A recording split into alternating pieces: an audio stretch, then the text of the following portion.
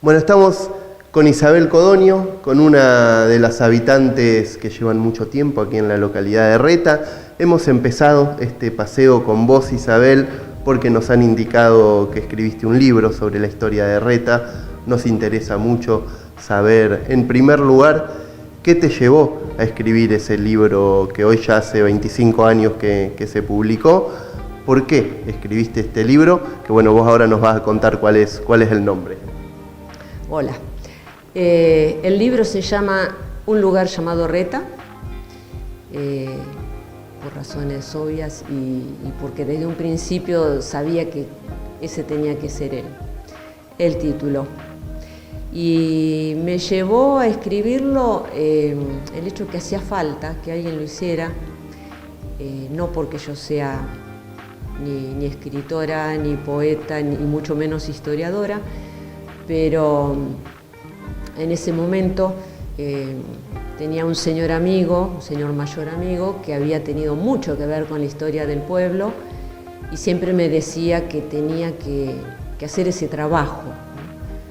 Y bueno, tanto lo charlamos que me terminó convenciendo y él mismo me aportó muchísimo material. Esto fue una recopilación de datos de 4 años y medio, en donde, bueno, fui a bibliotecas, investigando libros de historia, hablando con la gente y haciéndole reportaje a esa gente mayor, que todavía había unas cuantas personas que habían tenido que ver con la historia del pueblo.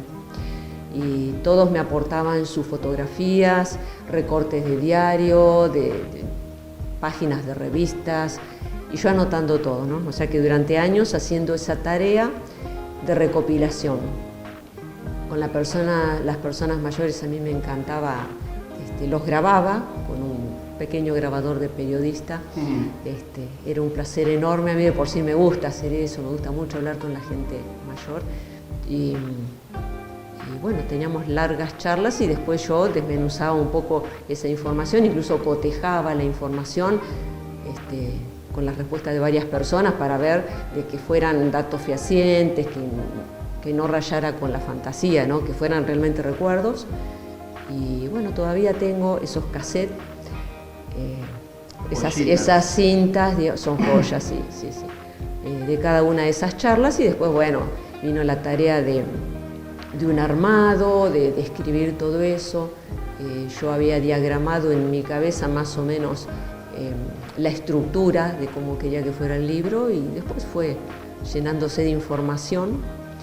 Y así surgió la primera edición, que fue presentada así públicamente en un muy lindo evento en enero del 98, 1998. ¿Fueron receptivos esos pobladores, esas personas mayores?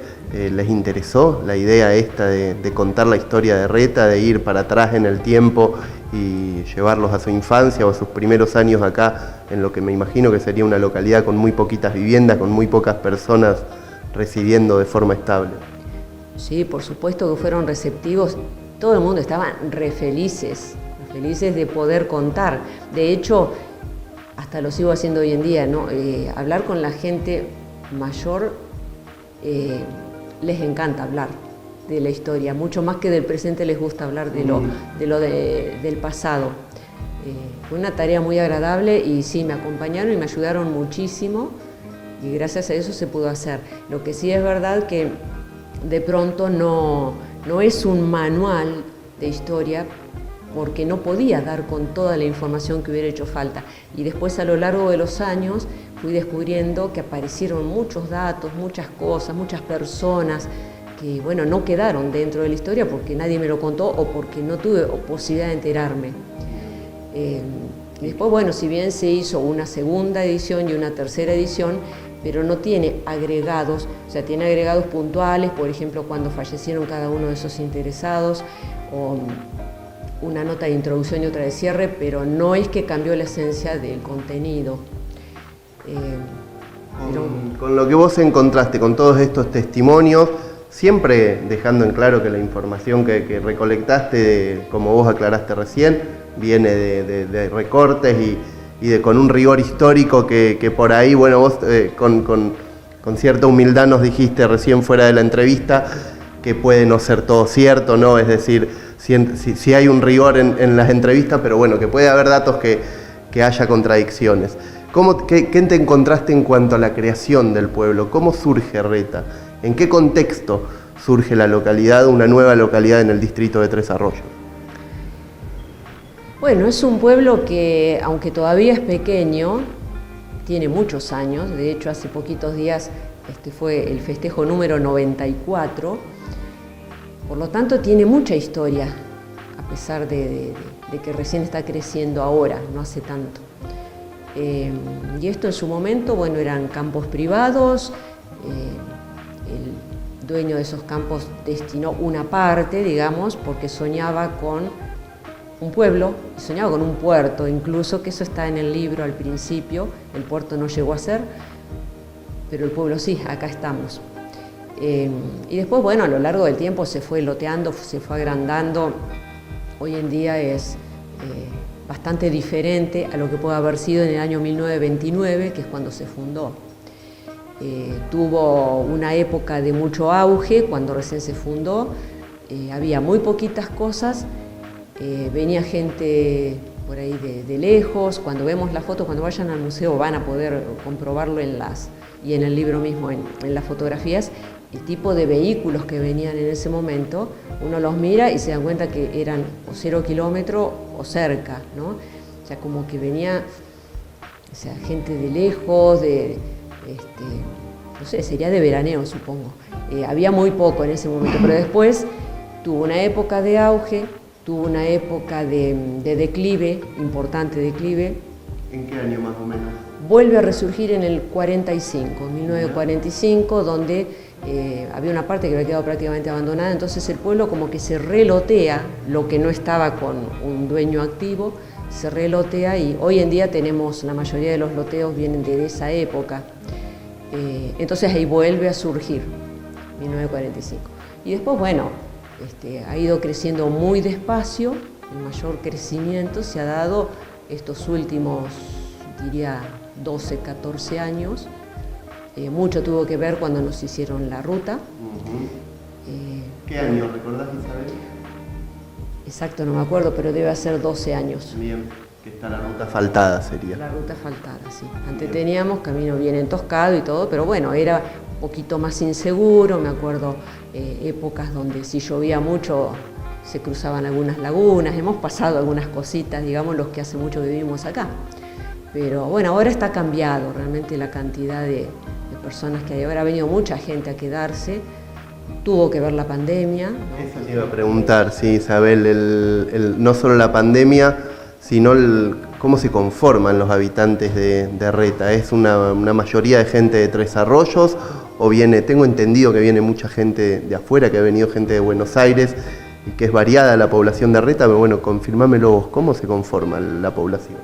Durante muchísimo tiempo el turismo que venía a Reta era mayormente, un alto porcentaje, gente de lejos, gente de Buenos Aires, de Gran Buenos Aires. Lo que pasa que después que se hizo la ruta es como que ya empezó a darse a conocer. Hoy en día ya lo conocen bastante, ¿no? a Reta.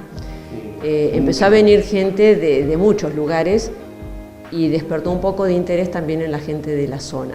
Siempre ha venido gente de la zona, pero eran un mínimo porcentaje en su momento y durante mucho tiempo. Y ahora no, ahora viene gente, bueno, de todos lados, de la zona también, por supuesto, ¿no? ¿Cómo es, Isabel, vivir en invierno en Reta? Me imagino que ya no es lo mismo que hace unos años atrás.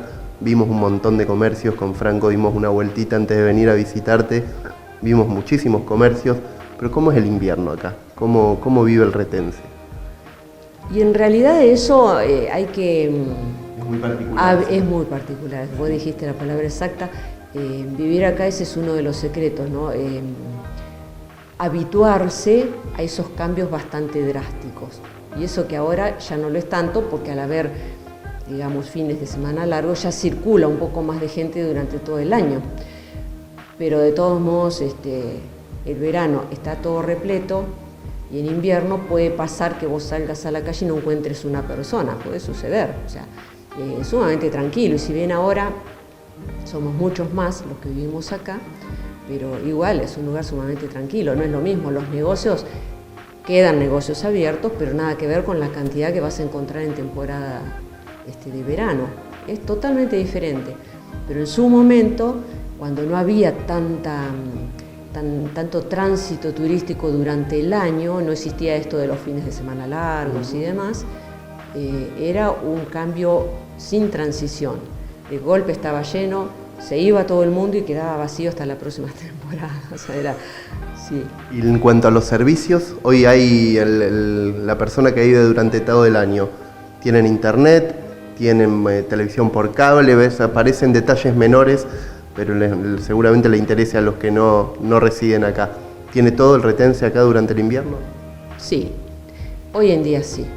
Yo creo que la conectividad que hay hoy en día, eso permite que uno pueda vivir en un lugar tranquilo, aun cuando en invierno digas, vas a la playa y no ves a nadie, salís a la calle y cruzas pocas personas, o no hay tanta cantidad de negocios, pero eso te permite en algunos casos trabajar perfectamente, por eso mucha gente se vino a vivir estos últimos años, pero lo básico está asegurado, son muy pocas las cosas que de pronto, bueno, faltan todavía. Que te llevan a la ciudad, por ejemplo. Sí, hay cosas que te llevan inevitablemente, pero más se puede ¿no? Vivir perfectamente bien y se vive muy bien.